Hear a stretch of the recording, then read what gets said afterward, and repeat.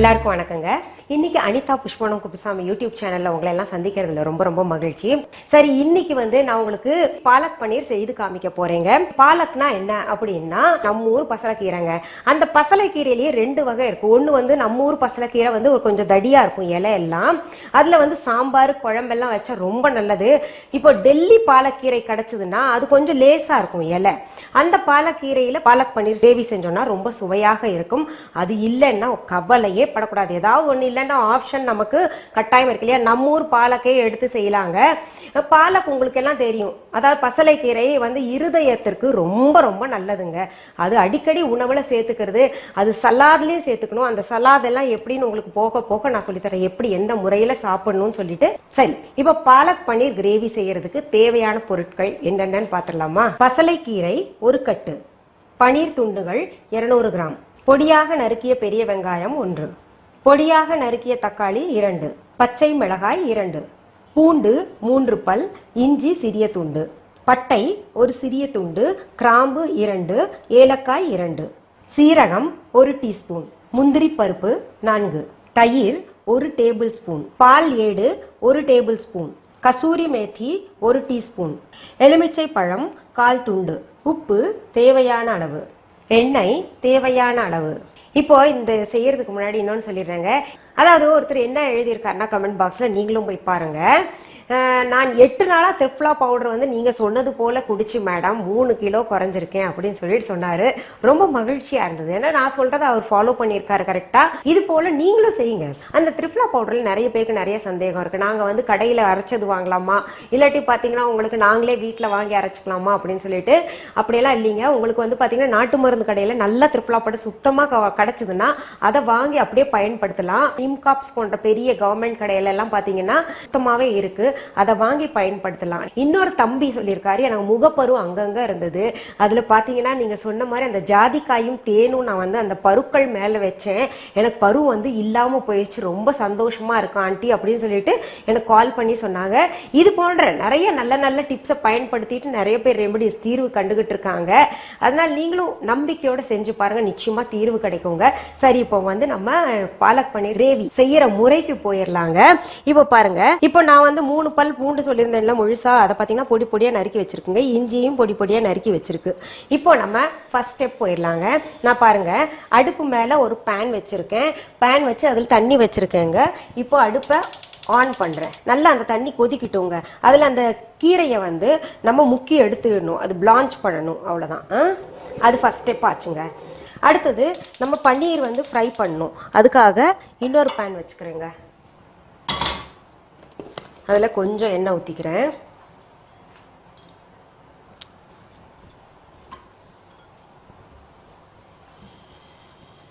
இப்போ பாருங்க, எண்ணெய் சூடாயிருச்சு.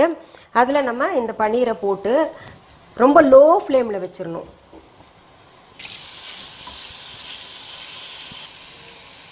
இப்போ பாருங்க, இப்போ இந்த பன்னீர் போட்டோம் இல்லையா, அது நல்லா பழுப்பு நிறமாக வந்திருக்குல்ல, இது சரியான பதமாக இருக்குங்க.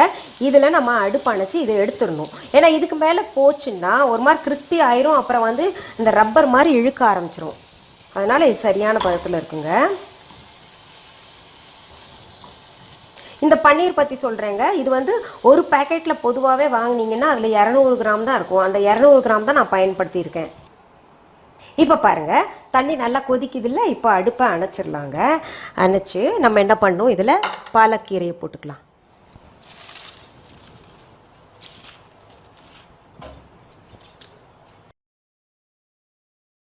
இப்போ பாருங்க, போட்ட உடனேயே நம்ம இதை எடுத்துடணுங்க. ரொம்ப நேரம் விட்டோம்னா பச்சை தன்மையும் போயிடும், அதோட சத்தும் அதில் இறங்கிடும்.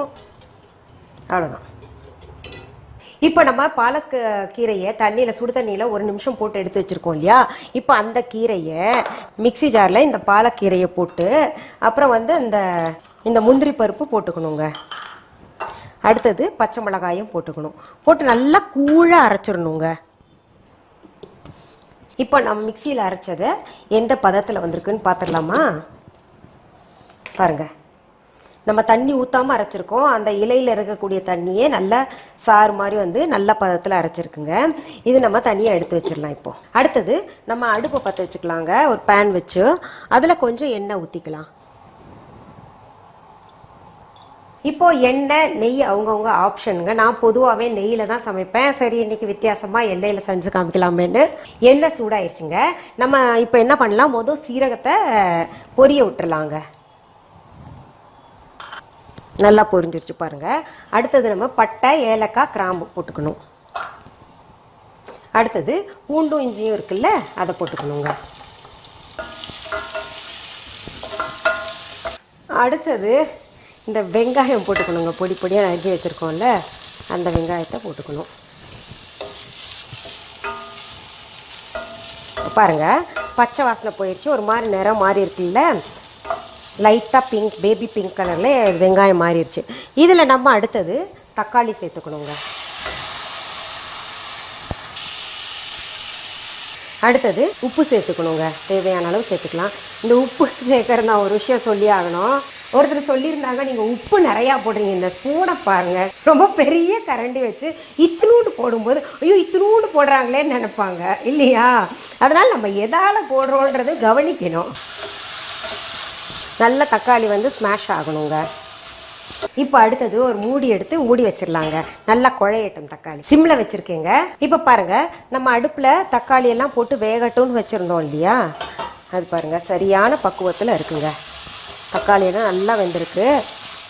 அடுத்தது நம்ம அரைச்சி வச்ச இந்த பாலக் இருக்குல்ல, கீரை, அதை ஊற்றிக்கணும். மிக்சி ஜாரில் கொஞ்சம் தண்ணி விட்டு நல்லா கலந்துக்கிறேங்க.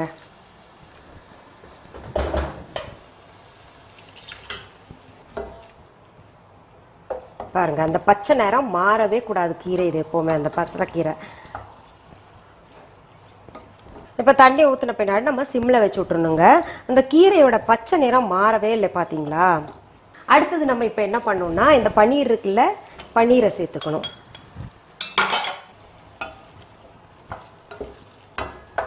அடுத்ததுங்க கசூரி மேத்தி சொன்னேன்ல, காஞ்ச வெந்தய இலைகள், இதை போட்டுக்கணுங்க.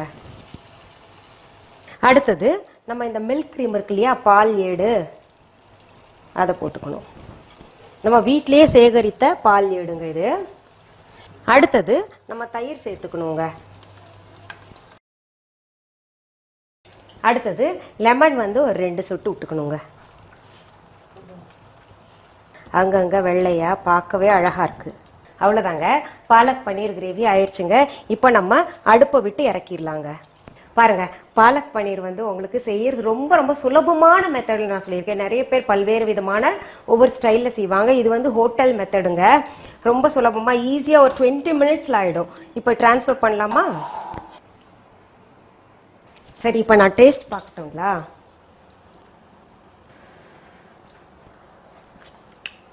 ஆஹா, பன்னீர் என்னாம மெல்ட் ஆகுது. எக்ஸலண்ட்டு. நீங்கள் இது செஞ்சிங்கன்னா நிச்சயமாக உங்கள் குழந்தைங்களுடைய ஃபேவரட் டிஷ்ஷாக இது மாறிடும். பாருங்கள், உடம்புக்கு ரொம்ப ரொம்ப நல்லது. ப்ரோட்டீனுக்கு பன்னீர் இருக்குது, இதயத்துக்கு ரொம்ப நல்லது, பாலக்கீரைலாம் இல்லையா? ரொம்ப சுலபமான முறை, நீங்கள் செஞ்சு பாருங்கள். சரி, உங்களுக்கு இது போன்ற ஹெல்த் டிப்ஸ், பியூட்டி டிப்ஸ், சமையல் நிகழ்ச்சிகள், எங்களுடைய பழமொழி கதைகள், எங்களுடைய பாடல்கள் எல்லாம் தேவைப்படுமையானால் சப்ஸ்கிரைப் பண்ணுங்கள். அண்ட் உங்கள் தெரிஞ்சவங்களுக்கு, நண்பர்களுக்கெல்லாம் ஷேர் பண்ணுங்கள். மீண்டும் சந்திக்கலாமா? நன்றி, வணக்கம். அன்பான வாடிக்கையாளர்களே, உங்கள் விஹா ஸ்டோரில் பூஜை பொருட்கள், சிலைகள், ராசிக்கற்கள், வாஸ்து பொருட்கள், விதைகள், பாரம்பரிய அரிசி வகைகள், சிறுதானியங்கள், ஆர்கானிக் பொருட்கள், மூலிகை எண்ணெய், மளிகை பொருட்கள், மரச்செக்கு எண்ணெய், மரப்பொருட்கள், வெள்ளி ஆபரணங்கள், கிஃப்ட் ஆர்டிகல்ஸ், காட்டன் மற்றும் பட்டு புடவைகள், காட்டன் சுடிதார்கள், பட்டு பாவாடை, குழந்தைகளுக்கான விளையாட்டு பொருட்கள், ஹை குவாலிட்டி இமிடேஷன் நகைகள், வீட்டு உபயோக பொருட்கள், ஜூட் பேக்ஸ், ஹேண்ட்மேட் சோப்ஸ், அழகு சாதன பொருட்கள், சிறுதானிய பிஸ்கெட்டுகள், ஹோம் அப்ளையன்சஸ், இன்னும் பற்பல பொருட்கள் விற்பனைக்குள்ளது. விஹா ப்ராடக்ட்களை நீங்கள் வாங்க விரும்பினால் அது எங்களுடைய viha.online வெப்சைட் மற்றும் சென்னை ராஜா அண்ணாமலைபுரத்தில் உள்ள எங்கள் விஹா ஸ்டோரில் மட்டுமே கிடைக்கும் என்பதை தெரிவித்துக் கொள்கிறோம். வேறு எந்த ஆன்லைன் வெப்சைட்களிலும் விஹா ப்ராடக்ட்கள் விற்பனைக்கு கிடையாது என்பதை நீங்கள் கவனத்தில் கொள்ள வேண்டும். எங்கள் விஹா ஸ்டோரின் விலாசத்தை கண்டறிய கூகுள் மேப்ஸில் விஹா ஸ்டோர் என்று டைப் செய்தால் வழியை கண்டறியலாம். www.viha.online வெப்சைட்டிலும் விஹா ஸ்டோரின் அட்ரஸ் உள்ளது.